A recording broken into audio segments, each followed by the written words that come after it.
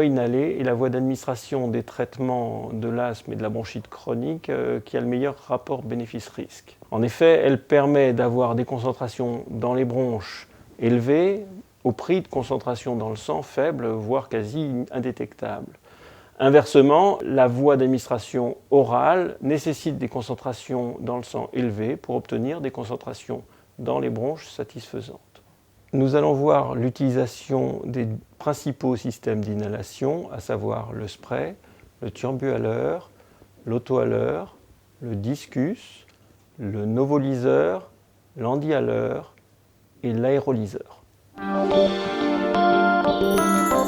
Pour prendre un spray, il faut enlever le capuchon, secouer le flacon, vider à fond les poumons, mettre dans la bouche, commencer l'inspiration, déclencher, inspirer à fond et bloquer quelques secondes. Après, on respire normalement, mais si on doit prendre 2 bouffées, c'est 2 mouvements respiratoires différents.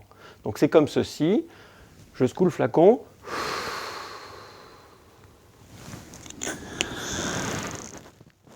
je bloque quelques secondes. D'accord ? Les principales erreurs sont liées à des défauts de la coordination entre l'inspiration et le déclenchement du spray, ou des patients qui font 2 bouffées coup sur coup dans une même inspiration, comme ceci. Et on voit de la fumée qui sort soit par la bouche, soit par le système. Pour prendre un turbuhaleur, il faut enlever le capuchon, le tenir verticalement, c'est très important, plus ou moins 45 degrés. Tourner la molette vers la droite, puis vers la gauche, on entend un clic. Après, il faut souffler à l'extérieur, mettre dans la bouche, commencer à inspirer, aspirer à fond et bloquer quelques secondes, comme ceci.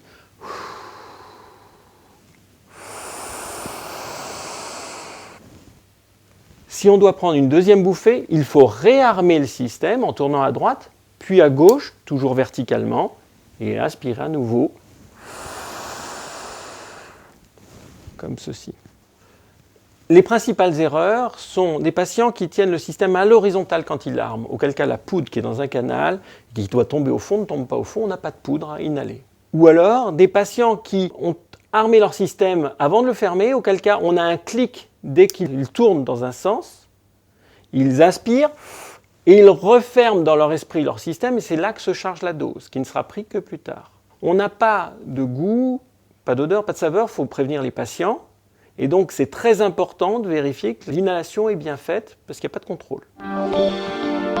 Pour prendre le système auto-haleur, il faut enlever le capuchon. Alors ce qui est un peu difficile, il faut basculer par l'arrière. Ensuite, il faut armer, secouer éventuellement le flacon, vider les poumons, mettre dans la bouche, aspirer et ne pas s'arrêter quand le jet est déclenché de manière automatique. Il faut gonfler à fond les poumons et bloquer quelques secondes, comme ceci.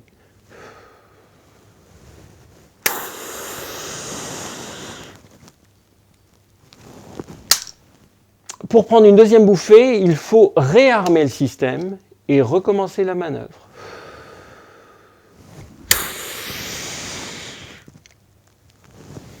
Les principales erreurs sont des patients qui bloquent leur respiration sitôt qu'ils ont reçu le jet, comme ceci, sans aspirer à fond, auquel cas le produit ne va pas jusqu'au fond des bronches. Les autres erreurs possibles sont des patients qui, lorsqu'on leur met quelque chose dans la bouche, aspirent par le nez, comme ceci. Auquel cas, ça ne se déclenche pas, et là c'est pas grave, on s'en aperçoit assez facilement puisqu'il n'y a pas eu de déclenchement. Pour prendre le système discus, il faut le tenir vers soi, ouvrir le système, pousser le levier, vider les poumons en dehors du système comme pour tous les systèmes poudre, aspirer à fond et bloquer, comme ceci.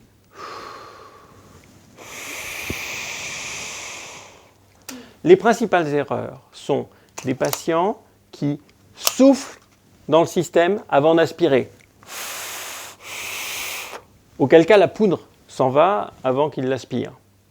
Les autres erreurs sont des patients qui ouvrent le système et qui oublient d'armer, qui aspirent, mais il n'y a pas de dose. Ou des gens qui aspirent par le nez quand on leur met quelque chose dans la bouche, comme ceci. Et ça, on peut éventuellement l'empêcher en pinçant le nez pendant qu'on inspire. Quand on utilise le système Novolizor pour la première fois, le système est vide et on dispose d'un système et d'une cartouche. Donc il faut mettre la cartouche dans le système en enlevant le capuchon qui est au-dessus, mettre le système avec le compteur devant. On doit entendre clic, ça s'enchasse bien. Si on le met dans l'autre sens, ça ne marche pas. Remettre le capuchon. Donc le système est armé pour les 200 prochaines doses.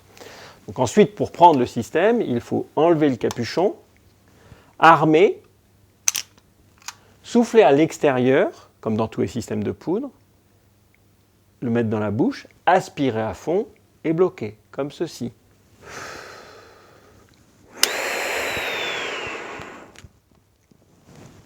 Le compteur passe de vert à rouge, ce qui veut dire que pour prendre une autre dose, il va falloir appuyer pour faire repasser le compteur au vert, comme ceci.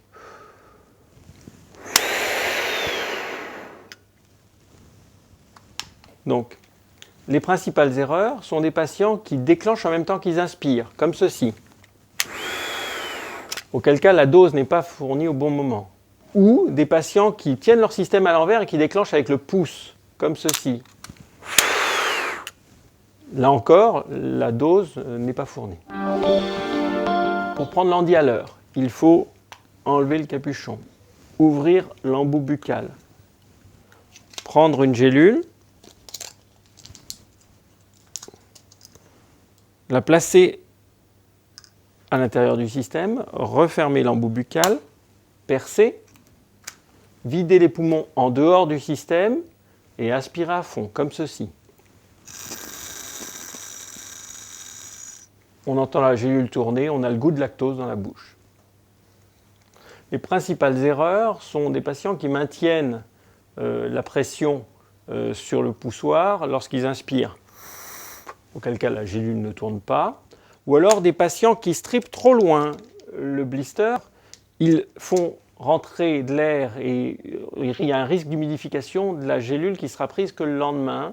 Et la problématique, c'est que la molécule est très sensible à l'humidité et donc il ne faut surtout pas ouvrir le blister suivant. Pour prendre l'aérolyseur, il faut enlever le capuchon, faire pivoter l'embout buccal pour ouvrir le système, prendre une gélule et la mettre à l'intérieur du système. On perce la gélule, on referme le système, on souffle à l'extérieur et on inspire à fond. Après, on bloque quelques secondes, comme ceci.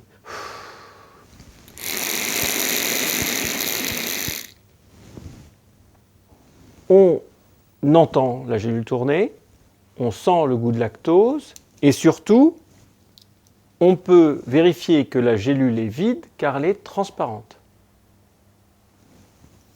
Bon, la principale erreur, c'est les patients qui appuient sur les aiguilles lorsqu'ils aspirent. Auquel cas, la gélule ne tourne pas. Bon, ce n'est pas très grave, on s'en aperçoit assez facilement parce que la gélule n'est pas vide. L'autre anomalie, c'est des patients qui ont appuyé trop fort sur la gélule pour la percer, auquel cas, elle s'est un peu élargie et elle coince. Et donc, quand on aspire, on ne l'entend pas tourner. Il suffit de rappuyer légèrement sur les aiguilles pour enclipser la gélule et après, elle tourne. On a vu qu'il y avait de nombreux systèmes d'inhalation et que de nombreuses erreurs étaient possibles quel que soit le système. Il n'y a pas de système d'inhalation idéal.